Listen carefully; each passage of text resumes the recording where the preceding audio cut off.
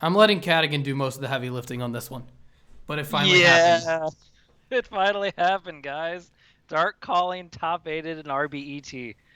The first one of the season, I think there were 170 players. So top eight's no joke. We've bubbled before, but we're finally here, courtesy of Dave, the guy himself. What a good name. Uh, yeah, hard to mispronounce too. It's great. So I just want to cover. We've done some dark files before, so I'm not going to go super nuanced here, but I'd like to call out the differences from quote unquote the norm up to this point. And I had a chance to speak to Dave a bit before and then after his top eight match about some of his notes on the deck. So first thing you might notice is the hero package is a little slim.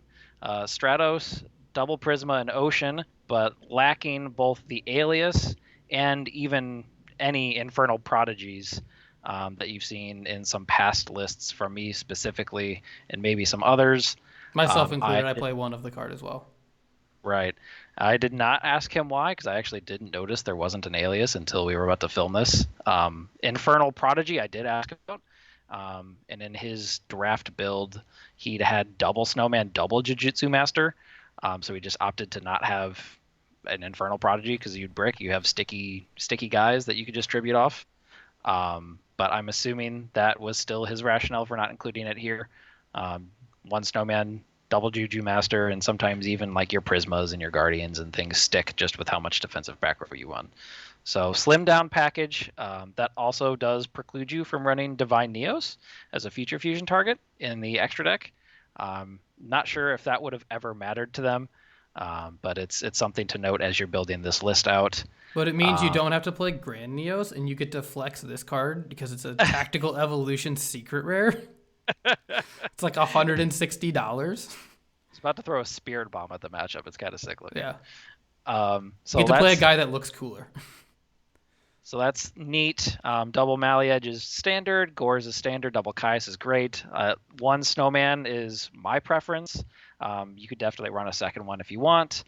Double Jujutsu Master, I'm glad that they used. They also said it was great. I haven't checked the market value of this card now. I'm curious. If you want to see a card that's market value has changed a lot since the RBET, check Turbo Cannon.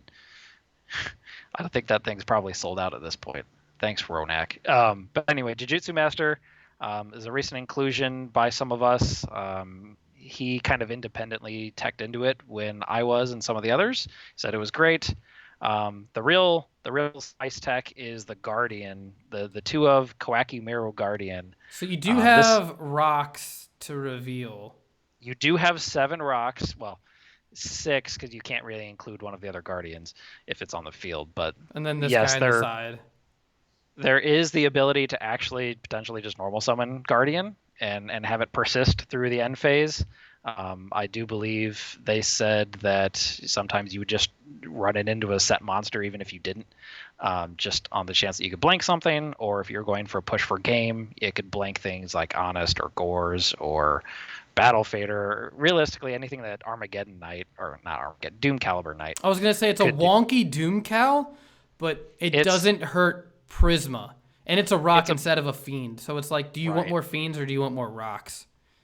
I mean, Guardian is they're both 19 better since it's not mandatory. Yeah. The ability to choose when you activate it is puts it head and shoulder above Doom Cal if you can consistently field it.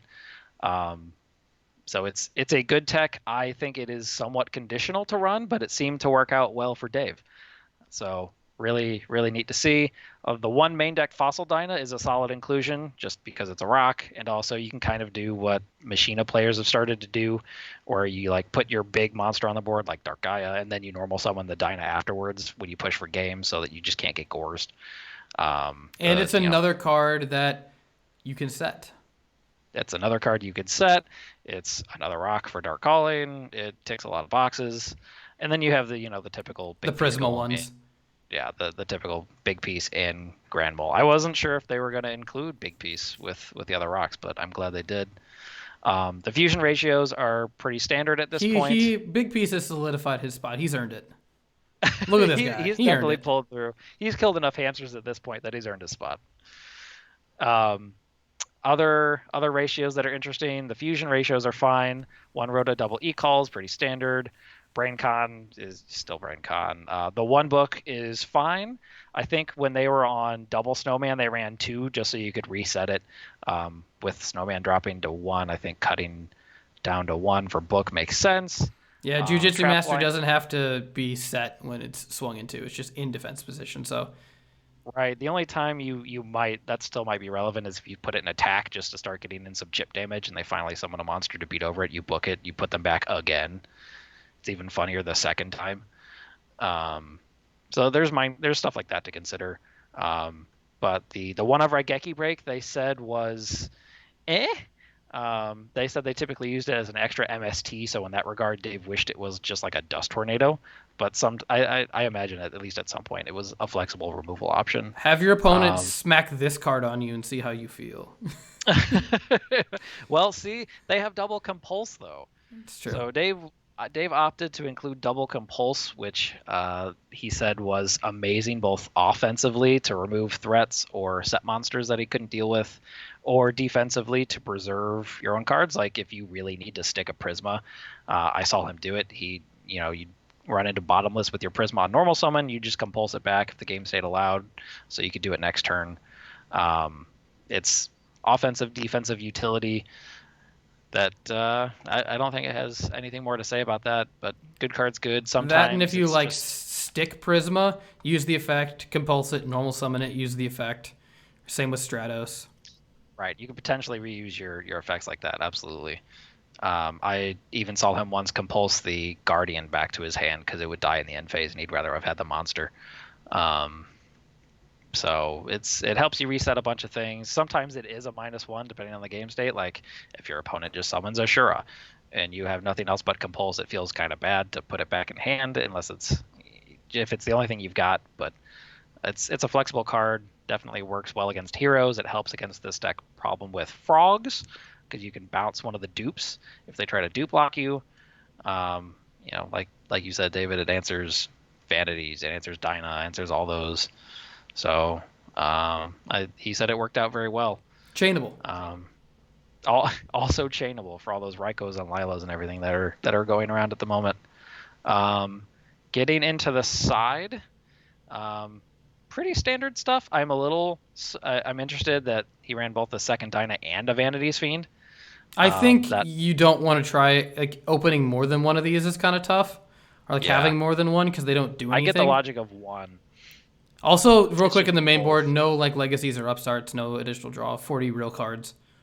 Yeah, 40 real cards. I'm not sure if that helped or hurt. He didn't say if there were any cards he wished were legacies or upstarts or anything.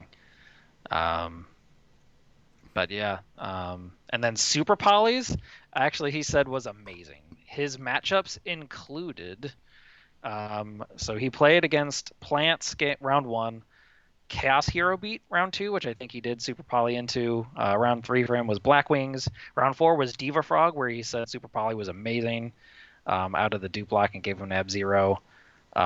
He lost round 5 to Zombies, won round 6 in Losers to Doom Caliber Gadgets, and then round 7 in top 8 he lost to Diva Hero, but I did watch him resolve a Super Poly with his opponents Stratos and Diva into an Ab-Zero. That was pretty cool to watch. So that's what he had to say about that. He said he would also side it against Machinas if he played against that deck to make Gaia with Gaia with their Fortress. Sometimes you have a problem outing Fortress. It just trades into Dark Gaia sometimes, and you don't want it to do that. So I could see Trinating the side kind of makes sense for back row heavy decks. He did say Trap Stun was MVP, which is something I should probably consider also. Dust Tornado was great if you're in a game state that allows you to just pick off one back row and then feel safe about it. But if you're against a deck that has multiple sets and you can't answer them all, Trap Stun seems like a great solution if you have a push for game. So great tech to keep in mind. Starlight. I like Starlight. I side Starlight as well. I'm on my body personally, but I see it. I mean, technically it's like a +1 depending on what you resolve it against, so it's like not a bad card by any means. I just prefer the quickness of my body, but it seemed to work out. I am interested to see the Light Mirror in the side. I based on his matchup spread, I don't think he ever had to use it. But I'd be curious to know if that ever lined up awkwardly into Prismas. That's why I don't side it myself, even though the deck kind of struggles with Light Sworns and Fairies sometimes. Mind Crush is weird as well because it depends on where you're playing is how it's ruled. So RBET, it's at its highest, like it's its peak value, because they rule it post rerule from July, which is you get to look at your opponent's hand if all legal copies aren't accounted for. That's an RBT exclusive ruling. That's interesting. Yeah, so RBET rules it the way it's ruled from like after Edison up until I guess 2020 when they kind of screwed the pooch on it. Yeah. So the nothing too crazy with the extra deck. Running 2 E-Hero Gaia is probably correct rather than like 3 Dark Gaia, especially with Super Poly in the side deck. He did say about Guardian in the main deck, he typically sided it out game 2 and 3 for things like Cyber Dragon or Crow if they were applicable for that matchup. Just because it's not always consistent. Sometimes you're summoning just a 1900 vanilla if the deck you're summoning into doesn't really care about it. But that's it. The spice is real in this deck. It's definitely a different enough deck from what I would play that I would have to get used to not having things like Infernal Prodigy or Alias and things like that. But I'm really excited to see that Dave did well with it.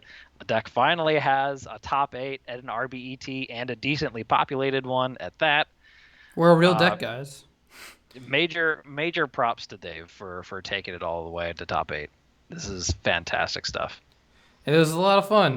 We were playing in a Vegas tournament, didn't play in RBET, but good to see that the deck had a good showing. All right, thanks for watching, guys.